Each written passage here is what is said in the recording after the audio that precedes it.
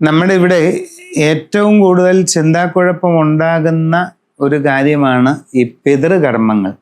കുടുംബങ്ങളിൽ മരണം ഉണ്ടായി കഴിയുമ്പം പലരും വിളിച്ച് ചോദിക്കാറുണ്ട്, ഞങ്ങളുടെ ഇന്നയാൾ മരിച്ചു, സഞ്ചയനം നടത്താൻ പറ്റിയില്ല, അല്ലെങ്കിൽ സഞ്ചയനം നടന്നില്ല, ഞങ്ങൾ എല്ലാം കൂടെ ചേർത്ത് 10ഉം 11ഉം ദിവസത്തിൽ അങ്ങ് തീർത്താൽ മതിയോ, അല്ലെങ്കിൽ 11ാം ദിവസം സബണ്ടി ശ്രാദ്ധകർമ്മങ്ങളെല്ലാം കൂടെ ചെയ്തിട്ട് സമുദ്രത്തിൽ കൊണ്ടുപോയി ഒഴുക്കാമോ, കടലിൽ ഒഴുക്കാമോ, ഞങ്ങൾ 1 വർഷം വെച്ച് വിളക്ക് കത്തിക്കണമെന്നുണ്ടോ, സഞ്ചയനം 7ാം ദിവസം നടത്തിയാൽ മതിയോ, അല്ലെങ്കിൽ 9ാം ദിവസം നടത്തിയിട്ട് 11ാം ദിവസം ബലികർമ്മങ്ങളെല്ലാം തീർത്ത് ചെയ്യാമോ, ഞങ്ങൾക്ക് വെളിയിൽ പോകേണ്ടതാണ്. ഇങ്ങനെ ഈ മരണാനന്തര കർമ്മങ്ങളെപ്പറ്റി ഒട്ടേറെ സംശയങ്ങളുണ്ട്. മരിച്ച നാളിന് വല്ല ദോഷമുണ്ടോ, അതിന് അങ്ങനെ കർമ്മം ചെയ്യണം, ഇങ്ങനെ കർമ്മം ചെയ്യണം, ഇങ്ങനെ പല കാര്യങ്ങളും ചിന്താക്കുഴപ്പത്തിൽ പറയുന്നുണ്ട്. ശ്രാദ്ധകർമ്മങ്ങൾ അഥവാ ബലിതർപ്പണങ്ങൾ ഇപ്പോഴും ഒരേ രീതിയിലല്ല അങ്ങോളം ഇങ്ങോളം നടക്കുന്നത്. ഇപ്പോൾ കാസർഗോഡും തിരുവനന്തപുരത്തും നോക്കിയാൽ വ്യത്യസ്ത രീതികളാണ്, ദേശാന്തരം വ്യത്യാസങ്ങളുണ്ട്. മരണാനന്തര ചടങ്ങുകളിലും ശവസംസ്കാരത്തിന് ശേഷം തുടർന്ന് വരുന്ന ബലിതർപ്പണങ്ങൾ, മറ്റ് ശ്രാദ്ധകർമ്മങ്ങൾ, ഇതിലെല്ലാം തന്നെ പല ദേശങ്ങളിലും പലതരത്തിലുള്ള വ്യത്യാസങ്ങൾ കാണുന്നുണ്ട്. ഒരുപാട് സംശയങ്ങൾ കാണുകയും ചെയ്യുന്നുണ്ട്. അപ്പം ഇതിനെല്ലാം കൂടെ ഏകീകരിക്കുക എന്ന് പറയുന്നത് അത്ര എളുപ്പമൊന്നുമല്ല. ഇതെല്ലാം കൂടെ ഒരേ രൂപത്തിലേക്ക് കൊണ്ടുവരിക എന്ന് പറയുന്നത് ഒട്ടും എളുപ്പമല്ല.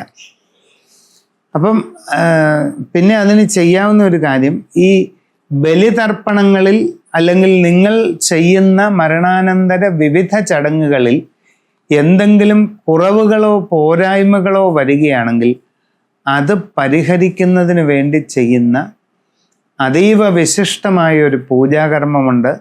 അതാണ് സത്യനാരായണ കലശം.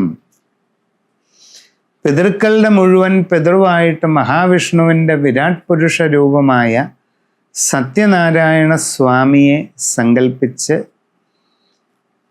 ആവാഹിച്ച് സപരിവാര പൂജ ചെയ്ത് ജന്മാന്തരങ്ങളുടെ പിതൃശാന്തിക്കായി തർപ്പണക്രിയ ചെയ്യിക്കുന്ന ചടങ്ങാണ് സത്യനാരായണ കലശം.